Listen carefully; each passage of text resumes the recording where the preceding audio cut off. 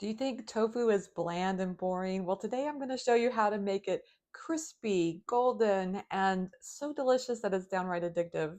That's what this air fryer tofu recipe is all about. And I'm going to show you this delicious sauce that I made too. I love this recipe. In fact, we make it on the regular here because it's so fast and easy, and it's the foundation of so many great recipes such as stir fries or bowls or rice dishes. So there's so many ways that you can use this recipe.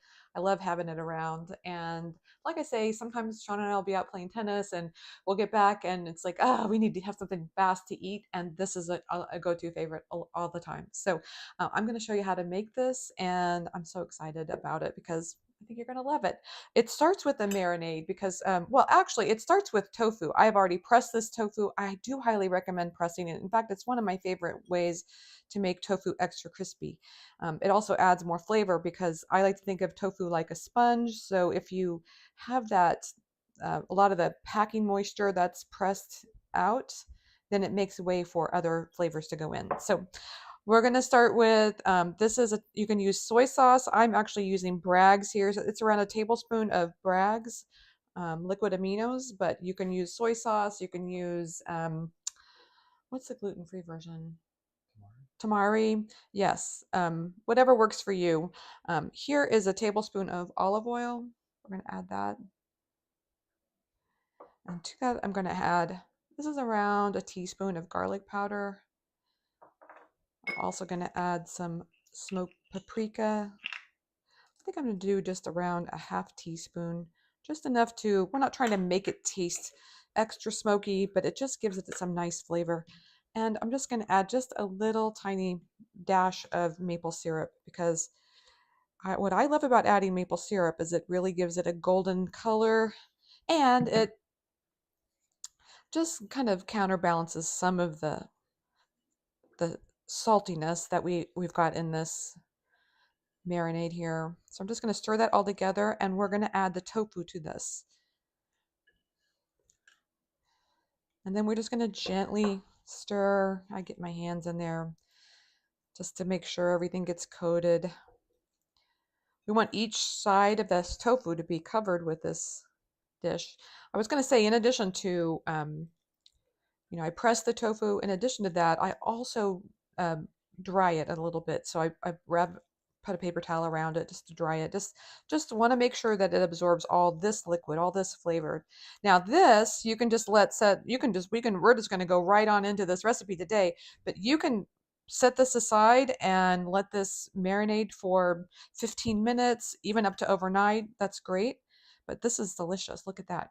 Now to that, let's see, I'm going to add a tablespoon of cornstarch. Cornstarch is the secret. It is the secret to the crispiness that we seek.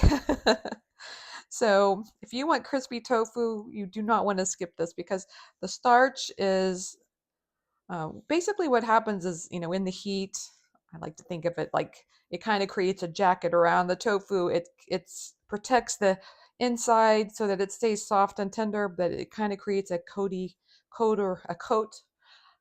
an exterior that gets nice and crispy. So what do we think about that? That looks pretty good.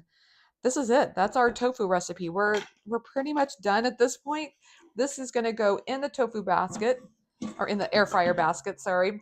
Like I say, we have 2 air fryers because we love air frying so much. I don't know if I mentioned this already, but I have never been a person that can handle grease very well. Oily things just never have settled well in my stomach. So when air fryers came out, I was very fast to jump on that. I love the idea of frying things without all of the oil, and that's what an air fryer is about. We have this one, and we also have one that's part of our countertop toaster oven. So what I'm going to do is just give it a little spray with vegetable oil just to prevent it from sticking. Now the other trick is we're going to add this tofu to the basket, and I don't want to have them touching, so try to put them in there where they have some room. And in fact, if you have to cook in 2 batches, I would highly recommend that because that's how you're going to get the crispiest tofu. See how that each piece has a little bit of space around it? I could probably put in a few more pieces, but why do that?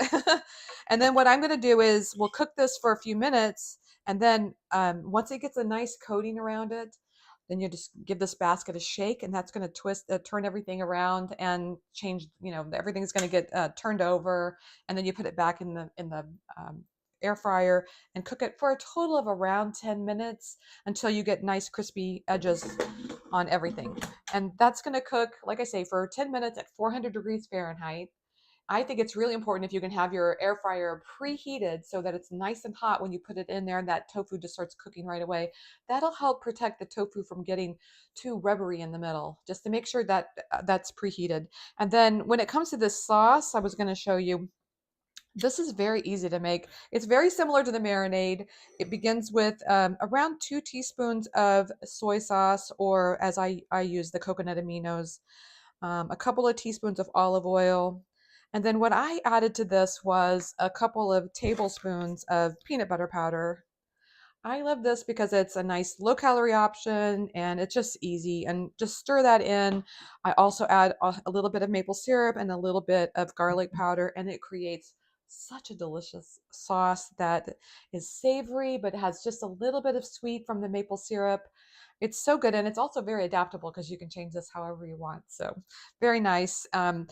Like I say, this is gluten-free as well, as long as you use something like a tamari, which is a gluten-free soy sauce, or if you use like what I like to use is the Bragg's coconut aminos.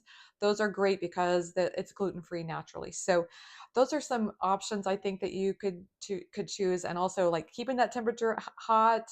That's going to keep your tofu crispy. Those are just some fun little tricks to make sure you get the crispiest tofu.